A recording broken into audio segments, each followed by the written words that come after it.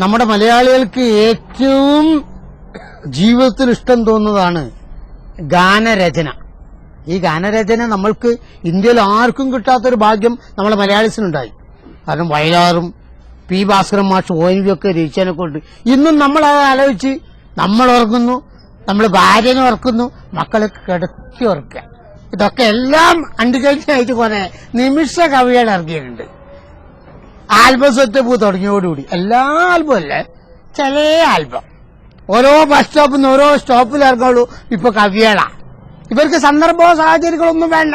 തെങ്ങുമുഞ്ഞൊരു തേങ്ങ വീണാൽ അപ്പം കവിത. ഇതാ അങ്ങനത്തെ ഒരാളെ ഞങ്ങൾ നിമിഷ കവി മൂക്കട്ട അബ്ബാസ്. നിങ്ങളേവരും ആകാംക്ഷയോടുകൂടി കാത്തിരിക്കുന്ന ഗാനമല്ല ഉടൻ തന്നെ വേദിയിൽ ആരംഭിക്കുകയാണ്. ഹലോ, ഗാനമേളക്കാരല്ലേ? ഞാൻ ക്ലബിന്റെ പ്രസിഡന്റാണ്. അപ്പം ഗാനമേള കറക്റ്റ് 9 മണിക്ക് തുടങ്ങിക്കോളി. കാരണം പരീക്ഷയുണ്ട് കുട്ടിയൊക്കെ. നല്ലൊരു 10-11 മണി ആകുമ്പോഴത്തെ നിർത്താലോ. ഭക്ഷണം കഴിച്ചോളി, കമ്മിറ്റി ഓഫീസിൽ പോയി ഭക്ഷണം കഴിക്കാം. എല്ലാരും വിളിച്ചോളി മക്കളെ. ഗാനമേളക്കാരൊക്കെ വന്നിട്ട് പരിപാടി തുടങ്ങാൻ ആദ്യം ഭക്ഷണം കഴിക്കും. എല്ലാരും വിളിച്ചോളി. അതാരാ കിടന്നു കൊടുക്കണേ? അത് ഗിറ്റാറാ.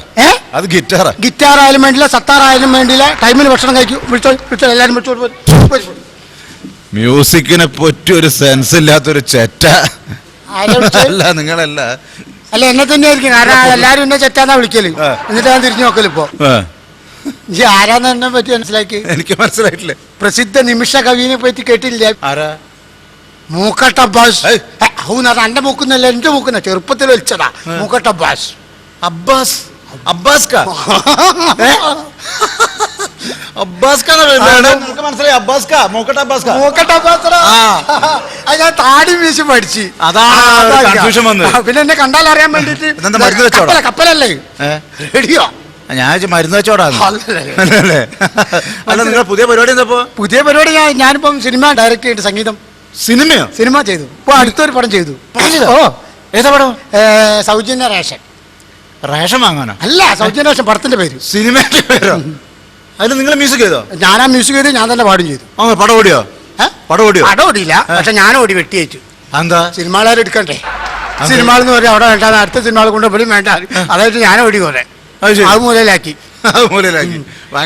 ആൽബത്തിന്റെ പരിപാടിയാക്കി. അതിന്റെ കാരണം ചിലപ്പോ ആൽബത്തിന് നമുക്ക് ഡിസ്ക് ഇല്ല. അല്ല നമുക്ക് കാരണം അതിലൊരു നടീനും കൂട്ടുക, ഒരു ക്യാമറമാനും ഒരു നായകനും തന്നെയാണല്ലോ പൈസയും ചെലവാക്കുക.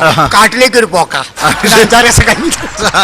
അല്ല പുതിയ ആൽബം ചെയ്തോ? 2 അതെ. ഒന്ന് ഉഗ്ര നല്ല പേരിലൊക്കെ. ടൈറ്റിൽ ആദ്യത്തെ ആൽബത്തിന്റെ പേര് തത്തമ്മേ തക്കാളി.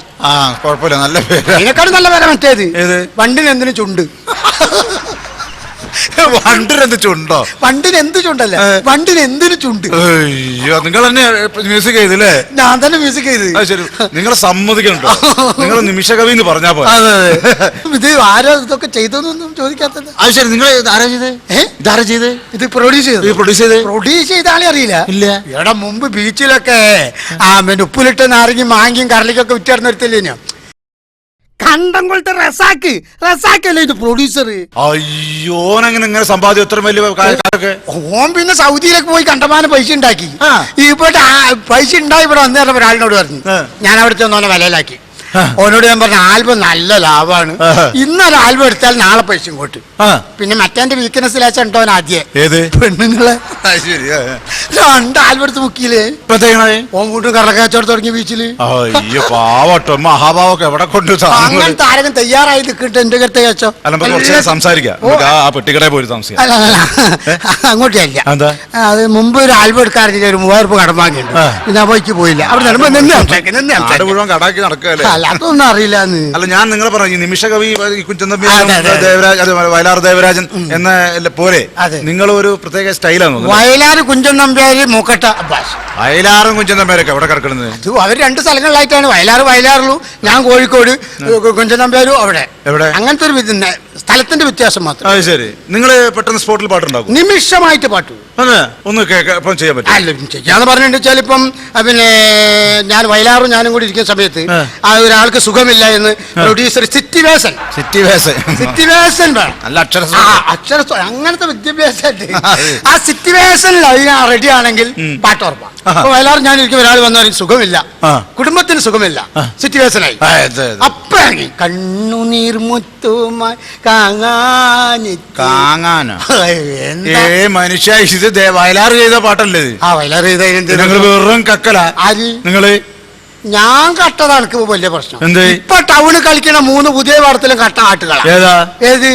ഏതോ ഒരു പാട്ടുണ്ട് ഇപ്പൊ പുതിയൊരു ഫേമസ് പടത്തിൽ ഇറങ്ങിയിട്ടുണ്ടല്ലോ, അത് അണ്ണാര കണ്ണാവ പൂവാല ചങ്ങാത്തം കൂടാൻ വാ. പാട്ട് അതേതാ പാട്ട്?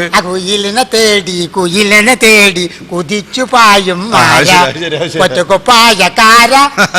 അപ്പൊ അങ്ങനെയാണെങ്കിൽ വേറെ നല്ലൊരു ഹിറ്റ് പറഞ്ഞു മിന്നുങ്ങേ മിന്നും മിന്നേ അമ്മയൊക്കെ എന്നെ കൊണ്ടുവരുന്ന ചോറ് തീച്ചണ കാലത്ത് ഇറങ്ങിയ പാട്ടാ.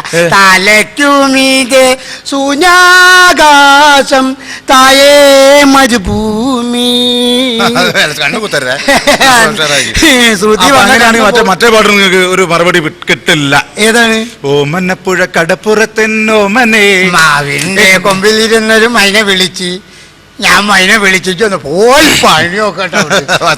വലിയ ആള് കക്കൻ. എന്നിട്ട് മോക്കട്ട് അബ്ബാസിന് ലേശം കുടിച്ചുകൂടാ. ഞാൻ നിമിഷമായി ചെയ്യും. ഇപ്പൊ തന്നെ പെട്ടെന്ന് പാട്ടിട്ടില്ല. അന്റെ പേരെന്താ? എന്റെ പേര് വിളിക്കും. ഭാര്യന്റെ പേരെന്താ? സൂറ. എവിടുന്ന പോയിരുന്നു? ഞാൻ മെഡിക്കൽ കോളേജ്. എന്താ സുഖം? അല്ല, അവള് പ്രഗ്നന്റ് ആയി കിടക്കാണ്. സിറ്റുവേഷനായി ടിക്കറ്റ് ഉണ്ടാ? ടിക്കറ്റ് എടുക്ക്. സിറ്റുവേഷൻ വന്നടാ പാട്ട് അതെടുക്ക്. ഞാൻ അതില്ലെങ്കിൽ വേണ്ട, പ്രശ്നമില്ല. സൂറ പിന്നെ അസൈനാര് 8ാം പാടാണോ? 8ാം പാട് പിടിച്ചോ? ശ്രുതിയിടാലേ അല്ലടന്ന് നേരം വെളുത്ത ശേഷം വെള്ളം കുടിച്ചില്ല. പള്ളക്കാള വായ എന്ത് പിടിക്കണം? അല്ല, എങ്ങനെയാണ്? എത്ര പാടുന്നത്? ആ ദുമ്പോൾ ഇങ്ങനെ പരിചാരിച്ചിരിക്കും. കണക്കൊക്കെ ചോദിക്കല. നിങ്ങൾ എന്ത് കണ്ടാൽ ഞാൻ പ്രശ്നം. ഞാൻ അങ്ങനത്തെ ആളെന്നല്ല. നിങ്ങൾ എത്രന്റെ കാര്യമല്ല ചോദിച്ചത്. ഈ കട്ട എത്ര കട്ട ഇപ്പൊ എന്റെ അടുത്ത് ഒന്നുമില്ല. നിങ്ങൾ കട്ട ഇട്ടോളി, എന്നിട്ട് അടിക്കുമ്പോൾ തുള്ളിക്ക് തന്നാ മതി. വെള്ളം അടിക്കേണ്ട വിചാരം തന്നെയുള്ളൂ ഫുൾ ടൈമില്. അതായത് ഈ ഹാർമോണിയത്തിൽ എത്ര കട്ട എത്ര നോക്ക്.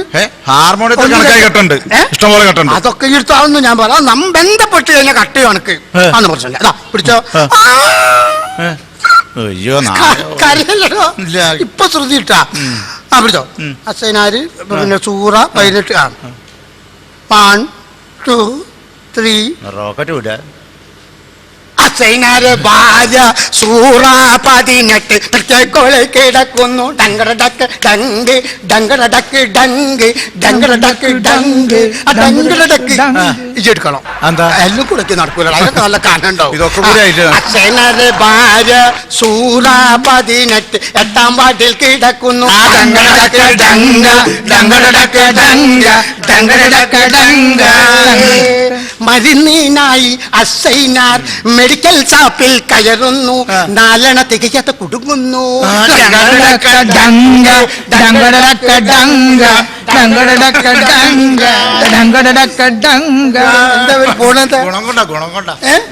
എല്ലാരും അങ്ങനത്തെ. ഞാൻ അതേ സ്ഥലത്ത് ഞാൻ ആളെ പറഞ്ഞേക്കും എന്നെ പഠിപ്പിക്കാം. എല്ലാവരും പോയിക്കോളും. അല്ല, ഇതെന്താ ഈ വലിയ ഹിമാലയ പർവ്വതം? ഇതിന്ന് ഈ സമയത്തെ പിന്നെ റേഡിയോ മാങ്ങലിന്റെ പരിപാടി ഉണ്ട്. റേഡിയോ മാംഗോ മാങ്ങലിന്റെ ഞാൻ എഴുതി പാടിയ ഞാൻ പാടുന്ന പാട്ട് തുടങ്ങാൻ എന്റെ വില മനസ്സിലാക്കി. സ്വാഗതം റേഡിയോ മാംഗോ. അടുത്ത പരിപാടി മൂക്കട്ട് അബ്ബാസിന്റെ പരിപാടി. നിലവാരം കുറഞ്ഞതിന്റെ പേരിൽ ആ പരിപാടി ക്യാൻസൽ ചെയ്തിരിക്കുന്നു. പ്രിയ റേഡിയോ മാംഗോ സുഹൃത്തുക്കൾ, മൂക്കട്ട് അബ്ബാസിനെ ഈ പരിസരത്ത് എവിടെയെങ്കിലും കാണുകയാണെങ്കിൽ തല്ലിക്കൊല്ലുകയോ ഈ നാട് കടത്തുകയോ ചെയ്യേണ്ടതാണ്. 2 ആൾ പോയത് തന്നെ 3 ആളോട് കൂടെ അടിയിട്ടുണ്ടല്ലോ. അങ്ങോട്ട് ഒറ്റ കിട്ടിയാൽ മതി.